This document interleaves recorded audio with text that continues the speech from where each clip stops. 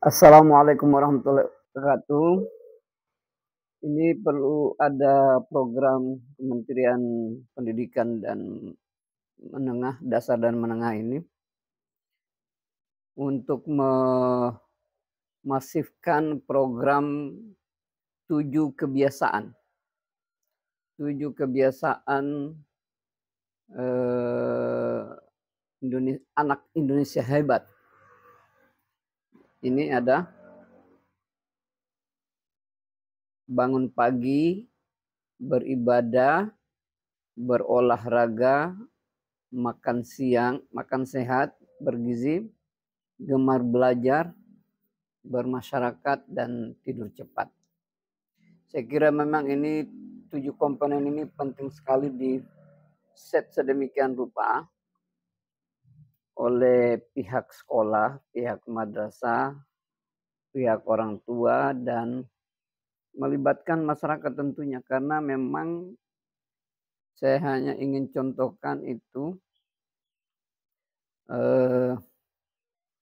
satu dari 7 permasalahan yang ada di atas itu.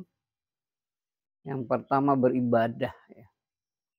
Beribadah ini kalau tidak diprogram khusus oleh sekolah, di time schedule tertentu, kemudian terlibat banyak pihak oleh komponen sekolah, maka kebiasaan-kebiasaan ini tidak akan terbentuk, tidak akan terwujud menjadi pekerjaan implementasi di masyarakat. Oleh karena itu, sekolah harus mewadahi. Misalnya beribadah ini, misal yang beribadah ya. Beribadah itu misalnya pagi hari di schedule tertentu diajak sholat duha kalau dia ini ya, wilayahnya madrasah atau wilayahnya siswa muslim. Kemudian di hari tertentu dia harus belajar mengaji yang benar. Mengaji yang benar, karena kalau tidak benar kemudian menjadi kebiasaan. Kalau kami misalnya siang hari itu ada sholat zuhur. Ada sholat zuhur berjamaah, baik laki maupun perempuan, baik bersama ataupun terpisah. Itu harus menjadi kebiasaan, dan untuk orang tua tahu bahwa siang hari anak tersebut akan melaksanakan kegiatan ibadah, itu orang tua harus disurati agar mereka dapat mendukung program ini dari belakang. Karena sudah terbukti bahwa tidak semua orang tua bisa menata generasinya atau putra-putrinya di rumah. Karena biasa kita cross check ya, untuk setingkat generasi SMA masih ada yang tidak melaksanakan ibadah setelah bangun pagi atau ibadah setelah bangun pagi itu.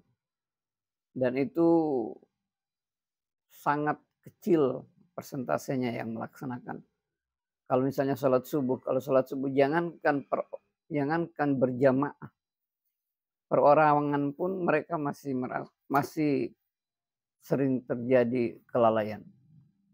Itu akhirnya memang harus dibenahi, harus ditata, dikelola secara bersama-sama antara orang tua.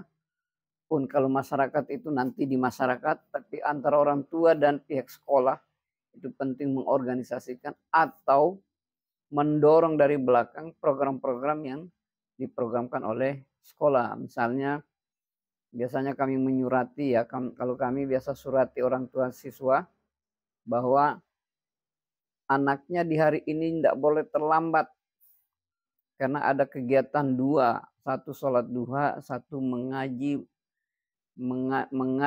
peningkatan kompetensi mengaji dengan yang benar. Ini bukan pondok ya, tapi ini madrasah yang notabene adalah sekolah umum, walaupun jumlah mapel agamanya banyak dari sekolah-sekolah umum yang lain. Saya kira ini penting memang. Apakah ini di set secara khusus oleh kementerian atau kementerian memberikan rambu-rambu sehingga sekolah itu akan melaksanakan apa lagi sekarang? Kepala sekolah itu bukan kepala sekolah lagi, tapi kepala satuan pendidikan. Harus memiliki mindset yang lebih luas, mindset yang lebih terstruktur untuk mengelola kebiasaan, 7 kebiasaan generasi muda Indonesia ini. Yang insya Allah akan menjadi generasi hebat. Saya kira ini harus benar-benar dibenahi. Harus dibenahi dan mulai dari pusat sampai daerah ini harus jalan secara simultan, secara masif.